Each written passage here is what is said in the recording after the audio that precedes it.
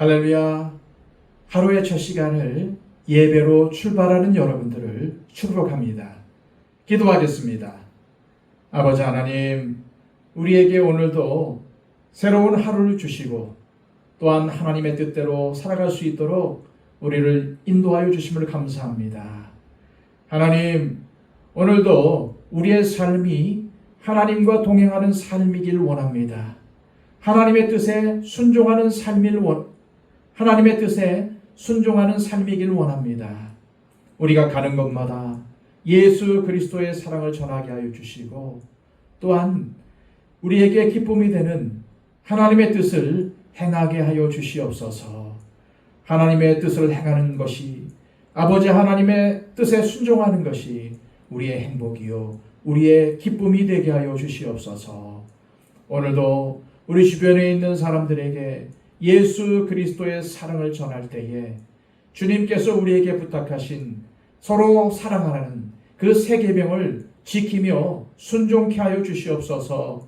나에게 유익이 되지 않더라도 다른 사람의 유익을 먼저 구하게 하여 주시고 또한 다른 사람들을 사랑할 때에 내가 가진 것으로 내게 있는 것으로 사랑할 수 있도록 우리의 삶이 섬김과 베품의 삶이 되도록 우리를 인도하여 주시옵소서. 예수 그리스도의 이름으로 기도하옵나이다. 아멘. 다 함께 찬송가 430장 찬양 드립니다.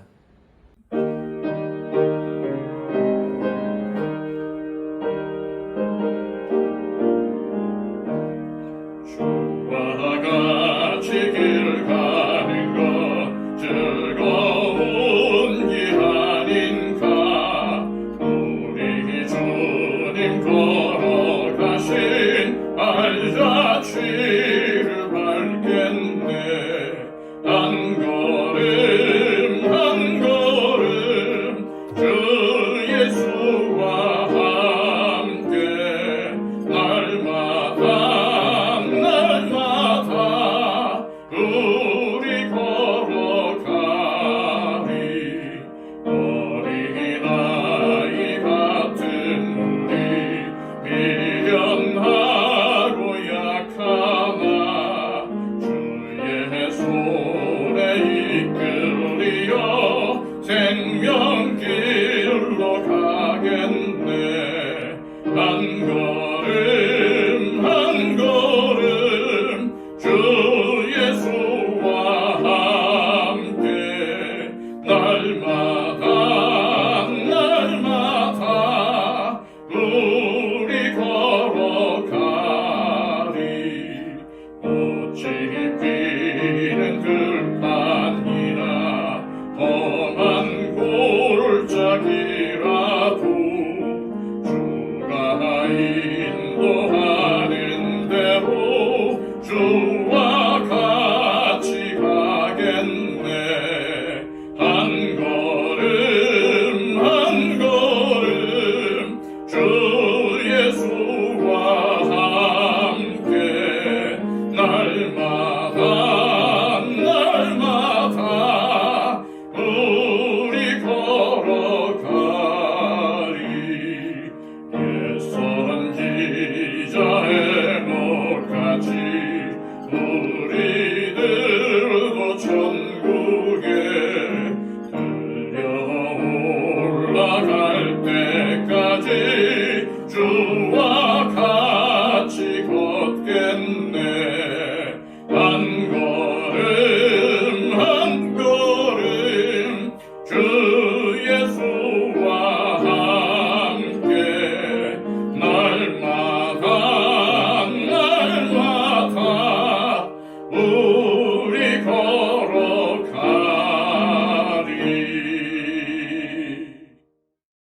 이 시간 우리에게 주시는 하나님의 귀한 말씀은 신약성경 요한일서 5장 16절에서 17절까지의 말씀입니다. 신약성경 393쪽입니다. 누구든지 형제가 사망에 이르지 아니하는 죄 범하는 것을 보거든 구하라. 그리하면 사망에 이르지 아니하는 범죄자들을 위하여 그에게 생명을 주시리라. 사망에 이르는 죄가 있으니 이에 관하여 나는 구하라 하지 않노라. 모든 불의가 죄로 돼 사망에 이르지 아니하는 죄도 있도다. 아멘.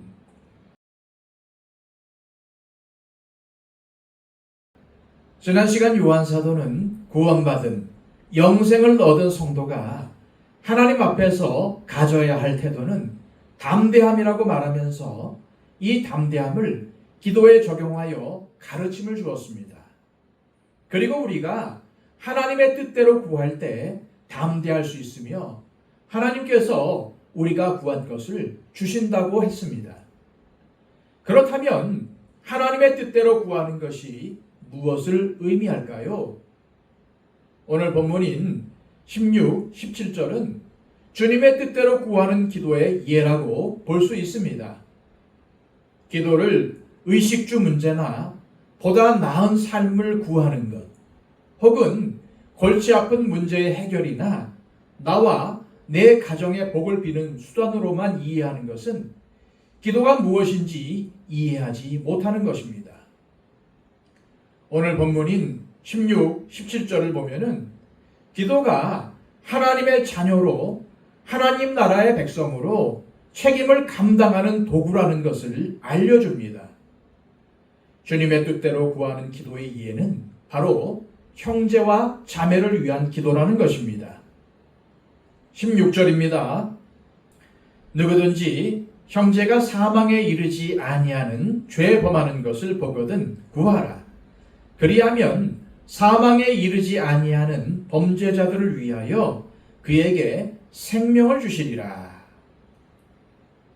우리는 요한 사도의 기도에 관한 가르침을 통해 그가 요한일서 내내 강조해온 형제 사랑이라는 내용이 담겨져 있음을 알 수가 있습니다. 요한 사도는 주님의 뜻대로 구하는 기도는 바로 범죄한 형제를 위한 기도라는 것입니다. 죄를 범한 형제와 자매를 판단하고 정죄하여 교회 공동체에서 쫓아내는 것이 아니라 그를 위하여 기도하는 것이 우리가 하나님 앞에 담대하게 기도해야 할 주님의 뜻대로 구하는 기도라는 것입니다. 물론 이것은 하나의 예시입니다. 즉 하나님의 뜻대로 구하는 기도는 이처럼 하나님을 기쁘시게 하는 기도라는 말입니다. 그러므로 우리는 요한 1서의 주제인 서로 사랑하라는 주님의 말씀을 우리가 하나님께 드리는 기도를 통해 실천할 때에 그 기도가 하나님의 뜻대로 하는 기도요, 담대한 기도라는 것을 알 수 있습니다. 그런데 우리는 오늘 말씀을 통해 사망에 이르는 죄가 있다는 사실을 알 수 있습니다. 그런 후 17절에서 모든 불의가 죄로 돼 사망에 이르지 아니하는 죄도 있다고 요한 사도는 설명하고 있습니다. 예수 그리스도께서 사하지 못하시는 죄가 있습니까? 없습니다. 그렇다면 사망에 이르는 죄는 무엇일까요? 예수님은 죄와 사망의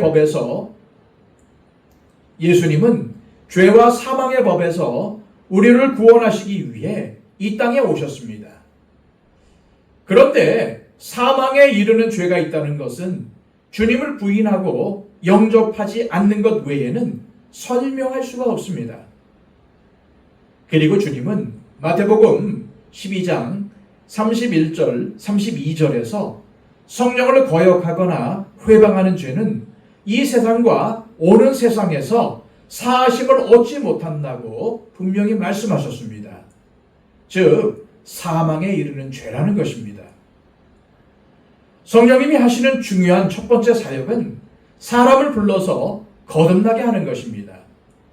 즉 사람의 심령을 구원받을 수 있도록 변화시키는 일이 성령님께서 하시는 일입니다. 그런데 이 성령을 거역하는 죄는 성령님의 구원의 사역을 거부하고 예수님을 영접할 수 있는 기회를 스스로 막고 영생을 거부하는 죄를 말하는 것입니다. 그래서 성 어거스틴은 이것을 최후까지 뉘우치지 않는 죄라고 정의했습니다. 어거스틴은 성령을 거역하는 죄는 자신의 선한 양심을 거스르는 행동이나 교회를 핍박하는 것을 의미하는 것이 아니라 성령님을 통해서 예수 그리스도를 이미 알고 있음에도 불구하고 예수 그리스도와 그의 나라에 대해 변절하는 것을 가리킨다. 그러므로 그 죄는 결국 하나님과 그분의 은혜에 대해 의식적으로 거부하고 반역하는 자리로 떨어지는 것을 말한다 라고 설명을 했습니다. 또 종교개혁자인 장 깔백은 이렇게 말했습니다.